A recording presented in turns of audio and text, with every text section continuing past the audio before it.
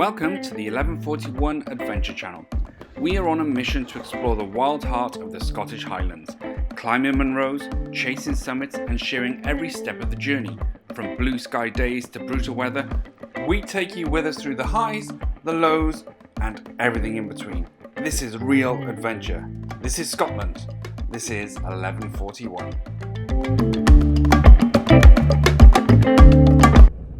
Morning. It's an early start today. It's 3 o'clock in the morning and I'm just heading off to Dalwhinnie, which is just south of Abbeymoor, lovely distillery. And a quite big day today actually. There's 6 Munros so I really want to try and get done today. Alder being 2 of the Munros, and then there's some I've forgotten the names because it's super early. But generally in Cameron, McNeish's Munro Almanac, which is like my Bible, they're both split up into 2 days, one being 8 to 10 hours, one being about 7 to 9 hours. They start off with a 9-mile bike ride, I think it is, into Colrabothy. Apparently Colrabothy no longer exists, so I'm glad I did my research on that. Something to do with asbestos. It was recently taken down. I don't know if that was true, but we'll see when we get in there. So that is the day. Tired. It's going to be good though. It's going to be good day. Weather actually looks very typically Scottish, which means terrible. I think it's like 30 to 40 mile an hour winds, gusting 15 later on, so that's one reason why I started early, to avoid the weather, and mainly so I can cycle in the dark so I get as much daytime on the hill as I can, which will just help me out. So stay tuned, enjoy the journey, make a brew, I need one. Yawny. Oh, excuse me. Right, let's go.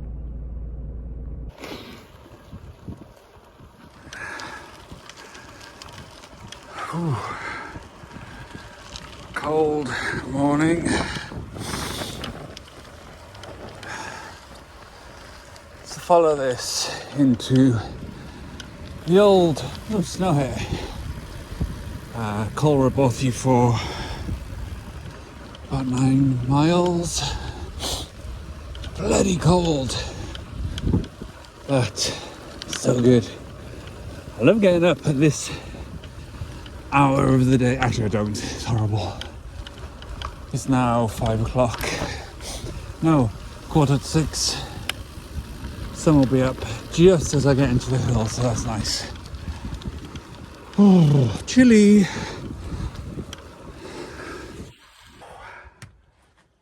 It's 7:15. That was hard bike riding, especially with all the kit on my back. Actually quite tired, but this used to be a bothy, but it's all locked up now. I think there's something about like asbestos or whatnot, so you can't get in, which I knew. I anticipated that. But for me right now, I think I'm going to take 10 minutes and have a brew. I got my bike, I'll lock all that up, and then I shall decide. The weather so far, actually, I know I'm kind of in like the glen as such, but it's actually been quite sheltered. I'm actually quite warm. The sun's coming up now though. I'm going to decide how I'm feeling, which way to go, whether I do Beinn Alder first, or if I do this other side again. I keep forgetting because I'm not very good with my Munro names. If anybody knows me and my Munros, I always forget a name. So that will be the plan. Brew time!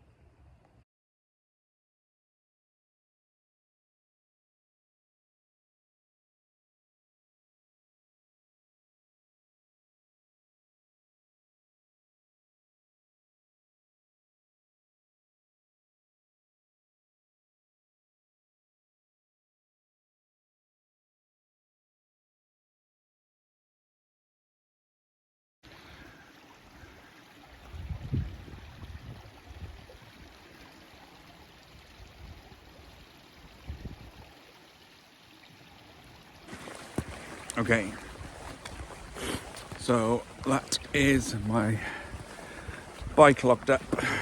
I forgot I put my coffee sachet underneath my stove when I lit it. So I burnt my coffee sachet. Not the best start to the day, but it actually smelled quite nice. So, you know, when in Rome, sun's coming up. I don't usually do big days like this. This is going to be a hell of a big day. So I'm 9-10 miles in on the bike. And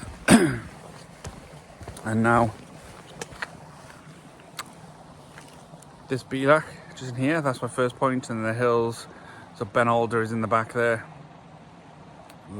This is a Munro, then Alder, then down, and then up this one. There's loads.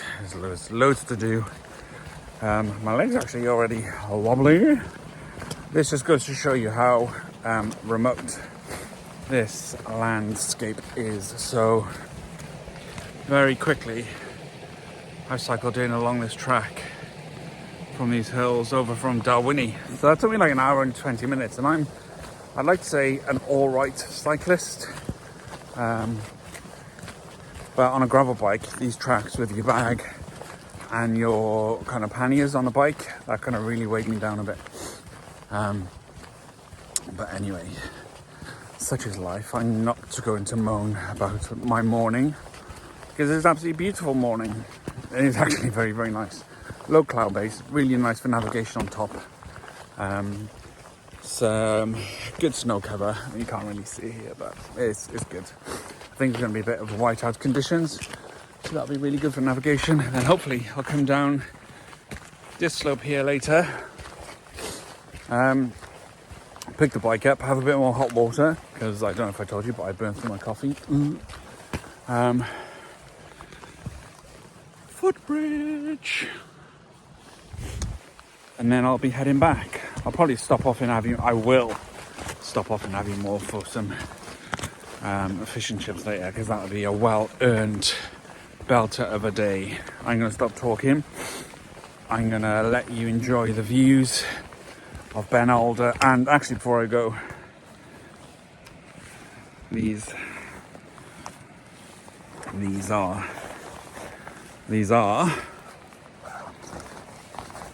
the hills. So what I've done, I've printed my map off. Look at that. Instead of a big case. So Gil Khan, Anachberg, Beinn, and Carngerig. They're the other 4 Munros on this side. So this is Carngerig over the back there. So that'll be Gil Khan probably in the back. I think I've done these years ago on Mountain Rescue when I was with a legend of a guy called Stu Wright. And this is the problem about losing my logbook. I'm doing all my Munros again, and that is great, but every time I come in I was like, I'm sure I've done these, and I just kick myself for losing my logbook. But I can remember Stu Wright and I think we did these hills, we did this actual round, but I don't think we biked in, I think we walked in. And after this day, I think it must be in 2007, 2008, we had a call out in Schnechter, and this day took us ages, so I'm glad I biked in. But we had a call out for a lady who broke her back on the goat track in Schnechter.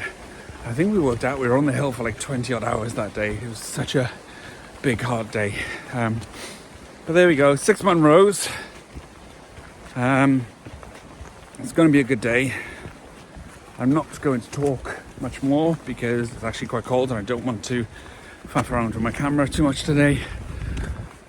I'll see you on the Munro round. You're not wrong if you're thinking, why is my picture a little bit blurry today? And that's because I have this new phone case, which I am trialing out in winter. And it's got a bit of a dibber on it, or dabber? Dibber-dabber?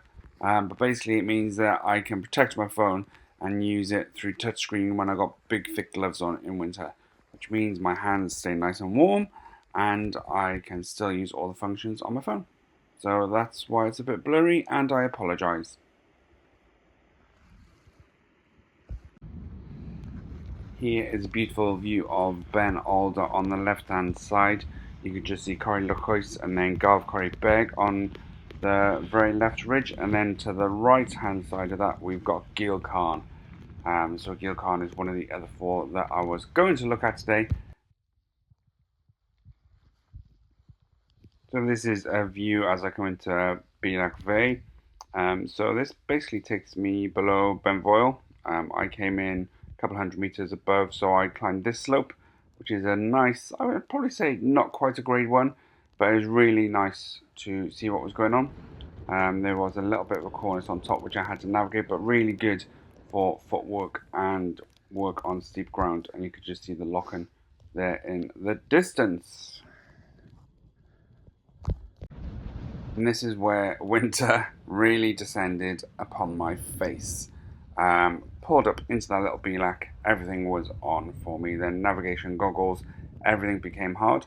I was actually quite proud when I was doing Bheòil. My navigation was pretty much spot on, but I will admit it was flipping hard work, and I had to focus a lot. My bandwidth deteriorated through the day. I will not be ashamed to say that.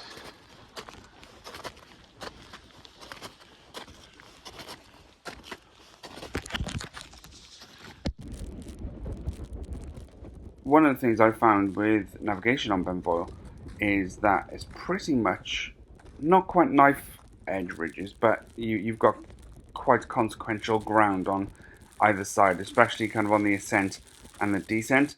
The plateau itself isn't so bad, and I think this is us just at the summit of Bheòil, so the visibility was quite poor. But trying to find those edges was something I was quite conscious of, and that was something that took a lot of my bandwidth up, as well as navigating where am I on the plateau. That was very, very difficult for me. But we got down and we made it across to 0.955, which is coming up in the next clip, before descending into the Bheòil, and then I was going to decide whether to do Beinn Alder. And here's 955 now, which was actually quite nice because after we descended this, we had sun for about 13 seconds. There it is.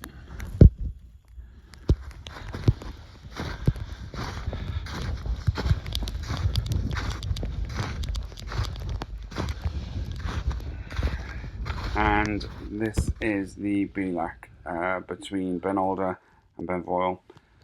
I wasn't feeling the best, and I was debating whether I should even do Beinn Alder or retreat along the Lochen and back out, but I decided to press on. We've got a number of waterfalls, which actually the ground was really good, so I picked my way up. But again, on the plateau, it was absolutely terrible. It's not very often I don't like hills, but Beinn Alder really kicked my ass today. The navigation was difficult.